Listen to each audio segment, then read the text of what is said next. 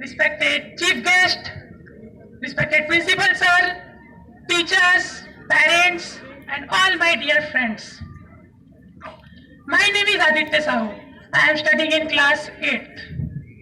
As we all know that we are gathered here on a very special occasion called as Republic Day of India.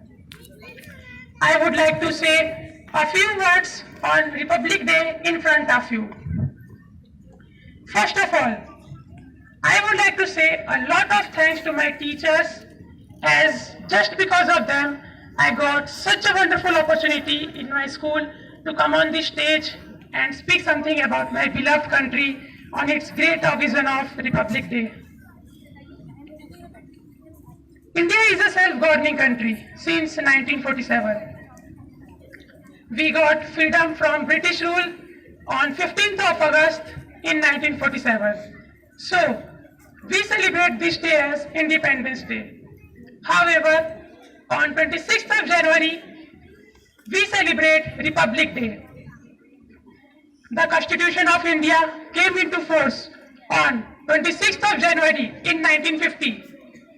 So, we celebrate this day as Republic Day of India every year. This year, in 2018, we are celebrating 69th Republic Day of India. Republic means the supreme of people living in the country, and only public has right to elect their representatives as political leaders to lead their nation ahead. Our great Indian leaders struggled a lot to get the Poon Swaraj in our country. They did so that their future generation could live without any struggle and lead their nation in right direction.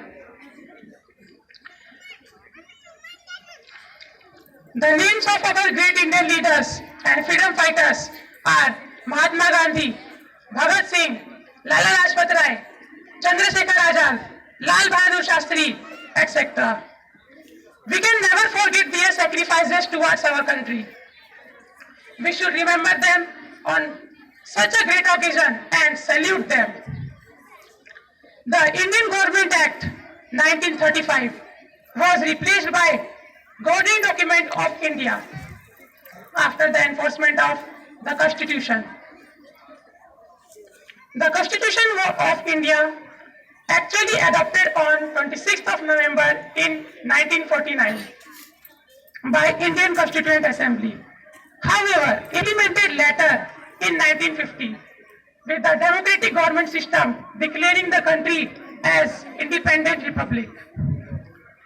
Dr. Rajendra Prasad became the first president of Republic India in 1950 after the adoption of the Constitution. The Constitution of India took actually 2 years, 11 months and 18 days to be written under the chairmanship of Dr. B.R. Ambedkar. So, we should not let go easily all their priceless sacrifices and make this country a slave country again under corruption, illiteracy, inequality and social discrimination. Today is the best day when we should take an oath to preserve our country's real meaning, position, status, and most importantly, the culture of humanity. Thanks. Jai Hind.